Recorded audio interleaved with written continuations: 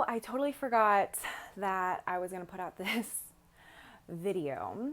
And I like to put out videos each week, and now it's Friday and I haven't recorded it yet.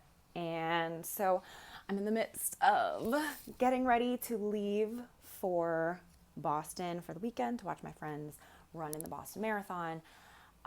But I wanted to put out this video, so I'll kind of just chat in the midst of me making sure my cat's not crazy. And also, I'm doing laundry. Gotta wash those sheets. Gotta be fresh for the weekends, you know? Hi.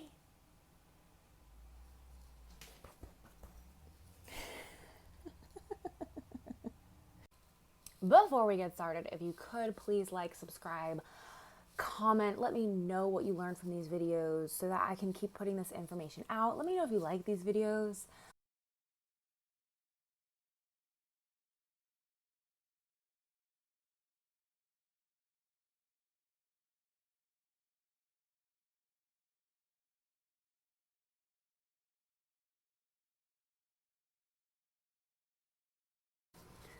So basically for today, I wanted to chat about a question that I get all the time, which is, should we switch up our workout routine?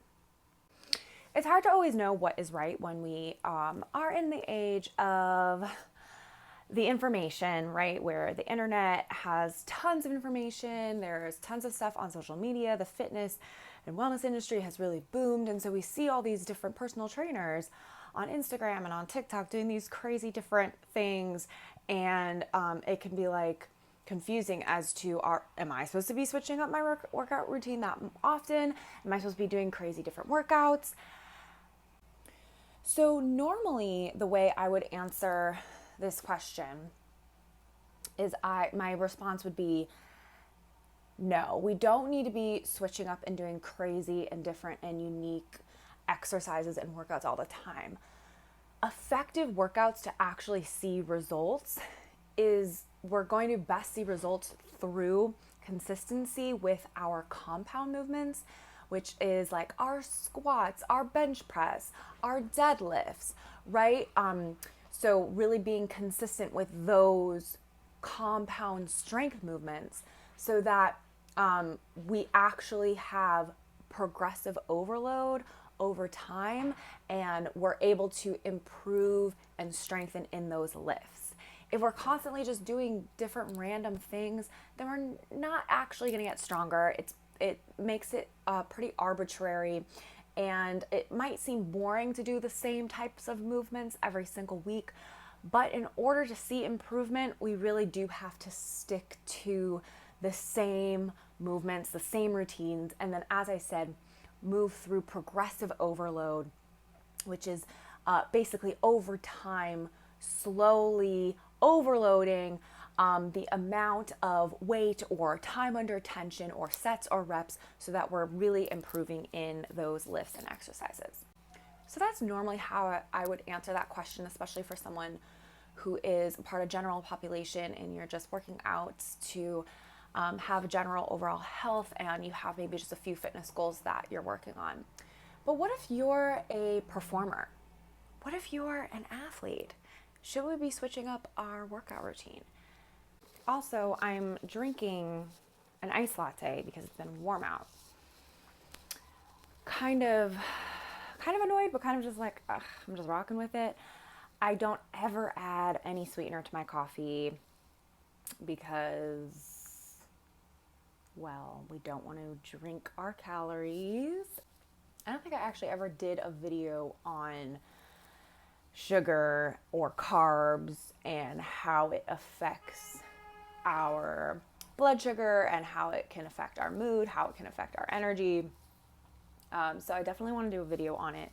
But if you're curious to know about the sugars that are present in the different types of carbs and how it affects us and what we should potentially avoid, I'll link a blog post below and you can check it out.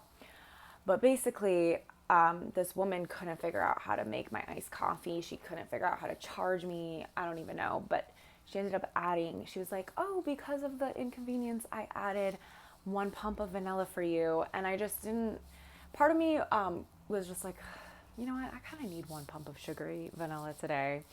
But also part of me was just like, this woman just spent so long trying to figure this out. I'm not going to make her redo it. So I'm drinking iced coffee with vanilla. It's way too delicious. This is how this shit gets addicting. But what if you're a performer? What if you're an athlete? I guess another way of asking that question is, should you be working out the same way all year round?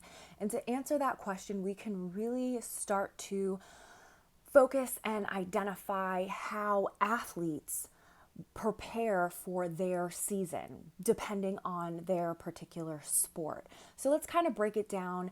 And if you are an athlete, if you are someone who recreationally or you are serious about a certain type of sport, even if it is recreationally, or you are a dancer or a performer, this might be a good way to structure your workouts on a wider scale. So looking at it in long term, like from 1 year to the next, and breaking it into chunks to see how we can best optimize performance for that particular sport or for that particular event.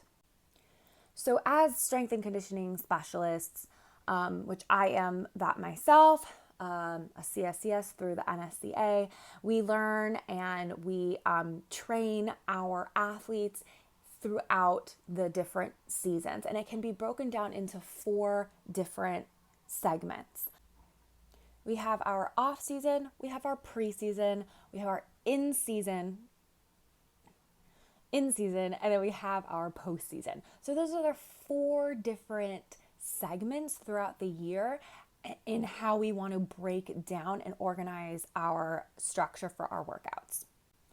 So basically that structure is preparing us to be able to perform optimally in that sport when it's in season. So if we're thinking of actors, singers, and dancers, right, we want to think of our in season as the time when we're performing on stage or we're performing on set, right? So thinking of it in that sense. And for somebody like, a football player, right, their in season is when they are at the peak of playing football and they're playing their games, right? They have the games scheduled. So that is how we want to think about our in season.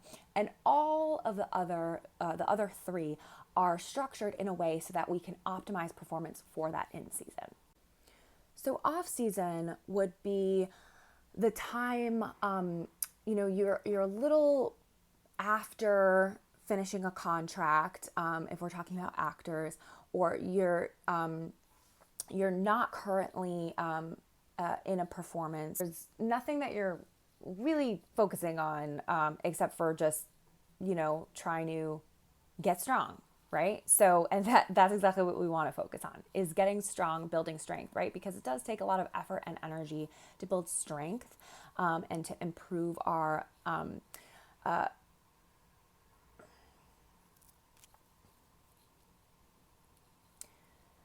it does take time, effort, and energy to really improve strength and to improve our muscle composition and all of that stuff. So that is the main focus during our off season, is really getting strong, doing our compound lifts, doing squats, doing deadlifts, and really getting strong in those lifts so that when that later translates to something like a jump or a leap or a bound across the stage or just being on stage for a long period of time, we have that foundation of muscular strength.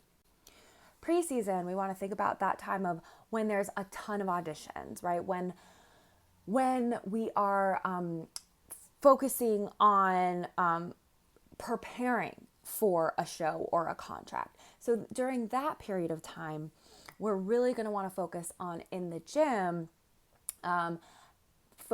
building up on power, right? So that our power movements can again translate to something like being able to jump higher, being able to lift, right?